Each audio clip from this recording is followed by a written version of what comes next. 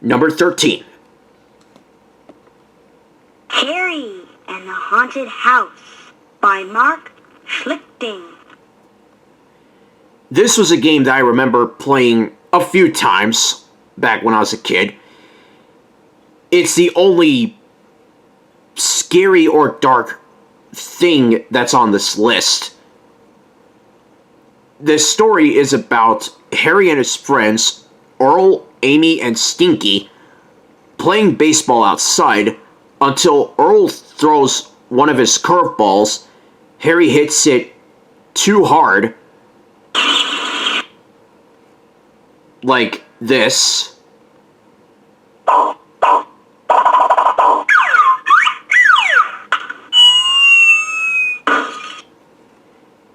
And it ends up inside this haunted house. So Harry and his friends, along with their dog Spot, have to go inside the haunted house to get Stinky's ball back.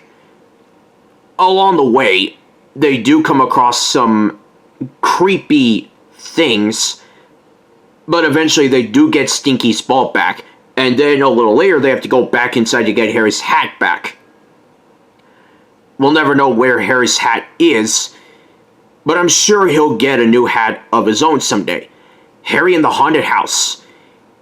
If you go inside a haunted house, be sure to carefully retrieve what's yours before you get scared by something that may or may not live with you.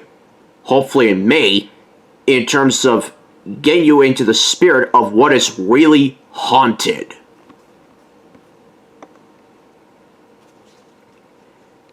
Number 12.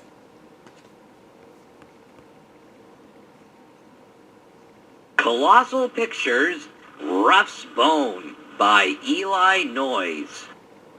Back in my elementary school, I remember playing only page 1 of this because it was part of a Living Book sampler, as well as some of these games having a preview for Ruff's Bone.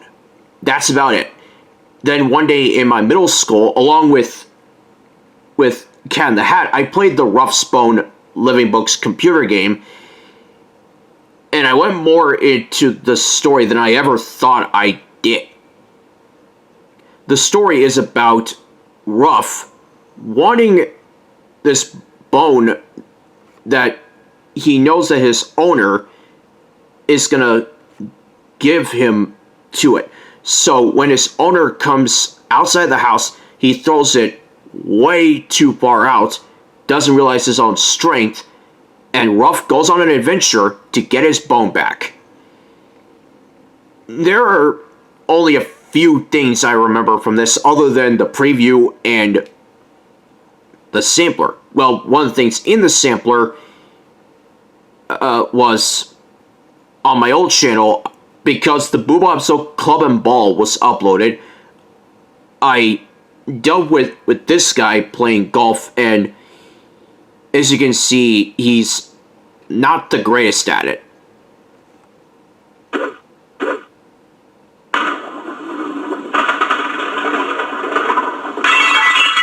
I guess I missed. You sure did, but you'll get better at it someday, I hope. Then, at the end, when Ruff does get his bone back after a wild adventure, the same thing happens. The owner throws the bone too far out. He wants Ruff to get it again. He faints, and the story ends. So, owner of Ruff's Bone, know your own strength in the future, or to kindly hand Ruff's Bone like this. See, I have a bone for you. I'm gonna walk up to you, put it on your dog bowl, and you'll get it easily like that, instead of being left with the bone to pick.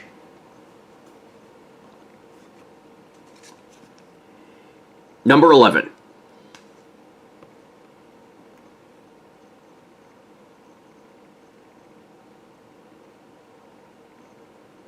Just Grandma and Me by Mercer Mayer.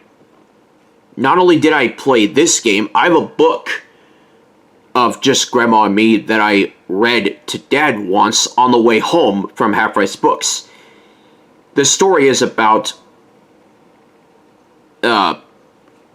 Critter and his grandma going to the beach for a day and having a fun time doing all sorts of fun activities at the beach, including trying to set up a beach umbrella, but the wind was too strong, flying a kite, having some food, tickling Grandma's toes with the sand in there. I said this to my dad while reading it to him, and he laughed with me as I was reading that part, as well as building a sandcastle, or at least trying to, much like the Dragon Tales episode Sandcastle Hassle, which I remember seeing on TV, as well as having the episode on VHS and DVD. They built the sandcastles too close to the water, or in this case, Critter built his sandcastle too close to the water, and it gets drenched by waves. He knew that he'll build another sandcastle next time.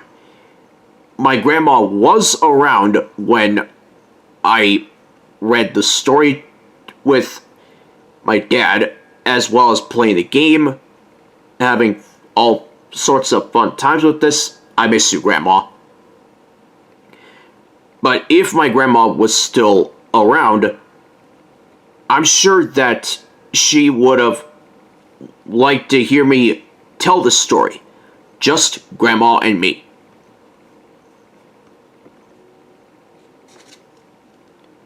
Number 10.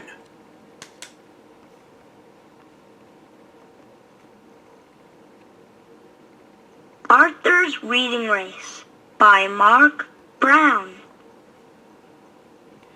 This is the only Arthur story that was not adapted to an Arthur episode during the show's 25-season run, as far as I know of. While all the others, including D.W. the Picky Eater, the only Arthur story that did not make it on my list, were adapted to episodes with plenty of changes, so it wouldn't be exactly like the story. Speaking of stories, this story is about Arthur being great at reading, and DW wants to be great at reading too, so Arthur challenges DW to a contest that if she reads 10 words, then he'll buy her an ice cream, and Arthur would have an ice cream of his own. With DW succeeding in that, she gets her ice cream, only for Arthur to say at the end that there's many words that she doesn't know, and it ends with DW firing back at Arthur. Don't we just love it when that happens? Not. With 2 words that Arthur doesn't know. Wet paint. It's making me think of that Bananas and Pajamas episode on that Not My Cup of Tea just in Big Parade. Other than that, you do get some fun moments, like Arthur reading a word in school and acting it out, like his classmates, like this. Dance.